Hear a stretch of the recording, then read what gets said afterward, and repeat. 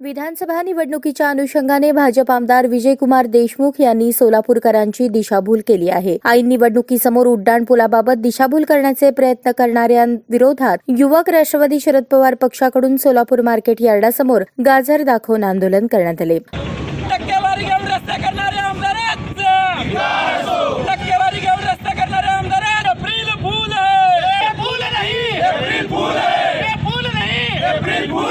गाजर दाखवणाऱ्या आमदारांचा स्मार्ट सिटीच्या नावाने भोंगड कारभार करणाऱ्या या सरकारचा सोलापूर उड्डाणपूल मंजूर होऊन त्याची निविदा निघून त्याचे काम पूर्ण होईपर्यंत खूप अवधी लागणार आहे. मात्र भाजप आमदार सोलापूरकरांची दिशाभूल करत गाजर दाखवत आहे, अशी प्रतिक्रिया राष्ट्रवादी युवक काँग्रेसच्या नेत्यांनी व्यक्त केली. गाजर दाखवणाऱ्या या महायुती सरकारचा या ठिकाणी निषेध व्यक्त करण्यात आलेला आहे. सोलापुरातील उड्डाणपूल मंजूर होऊन जवळपास 6 ते 7 वर्ष झालेले आहेत. मात्र उड्डाणपुलाचं कुठलंही काम त्या ठिकाणी चालू करण्यात आलेलं नाहीये. अनेक प्रकरण त्या ठिकाणी हस्तांतरित करण्याचे प्रकरण न्यायालयात आहेत, प्रलंबित आहेत. ते असताना सुद्धा इथले आमदार म्हणतात की इथलं काम चालू होणार आहे, मात्र इथं काम चालू होत नाहीये. मागील 2 महिन्याआधी सुद्धा मार्केट यार्ड परिसरातील 2 किलोमीटरचा पूल चालू करण्यात येईल, बांधकाम सुरू करण्यात येईल, अशी प्रतिक्रिया इथले स्थानिक आमदारांनी दिली होती. त्याचा या ठिकाणी निषेध करण्यात आलेला आहे. नुकत्याच मागच्या आठवड्यात अनेक लोकांना या ठिकाणी मार्केट यार्ड परिसरात आपल्या जीव गमवावा लागलेला आहे. अनेक ठिकाणी या ठिकाणी ऍक्सिडेंट होत आहेत, मोठमोठे अपघात होत आहेत. याला जबाबदार जर कोण असेल तर सर्वस्व हे प्रशासन आहे.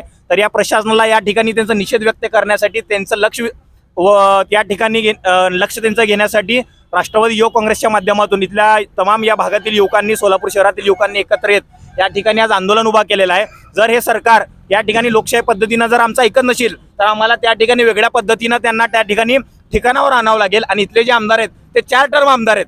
4 टर्म मध्ये त्यांनी साधे उड्डाणपूल बांधला नाही. मग अशा आमदाराला इथली जनता निवडून देणार आहे का, याचा सुद्धा विचार या भागातील जनतेनं करावं. सध्या परिवर्तन चालू आहे देशभरात. महाविकास आघाडीचं, महाराष्ट्रात महाविकास आघाडीचं चांगलं वातावरण आहे.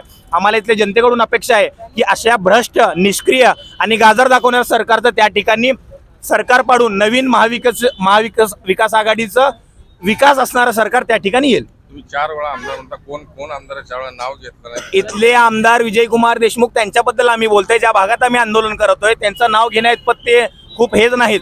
खरं तर ते मंत्री होते. मंत्री असताना त्यांनी काय काम केलं हे तरी त्यांनी आतापर्यंत दाखव. जाती तेर निर्माण करणं, स्मार्ट सिटीच्या नावानं भ्रष्ट करणं, सोलापुरातील साखर कारखान्याची चिमणी त्या ठिकाणी पाडली. त्या ठिकाणी विमानतळ एका महिन्यात चालू करू म्हणले, जवळपास 9 ते 10 महिने झाले, अजूनही विमानतळ त्या ठिकाणी चालू झालेला नाहीये. अजून सुद्धा ते म्हणतात की इलेक्शनच्या समोर आम्ही चालू करू. म्हणजे इलेक्शन समोर गाजर देण्याचा प्रकार या ठिकाणी महायुतीतले नेते व स्थानिक आमदार करतायत. घोषणा देताना मटक्याचं किंवा आकड्याचा तुम्ही उल्लेख केलाय.